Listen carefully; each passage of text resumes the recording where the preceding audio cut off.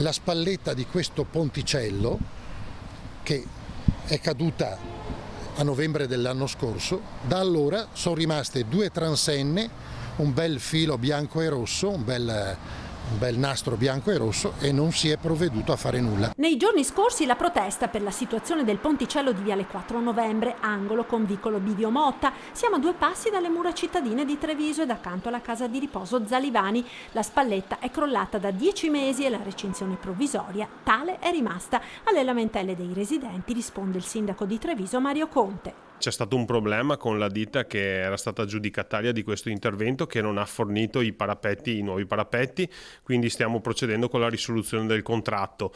Nel frattempo provvederemo con una sistemazione seppur provvisoria migliore di quella in essere, perché effettivamente, come segnalano i cittadini, quelle transenne non danno certamente una bella immagine dell'intervento.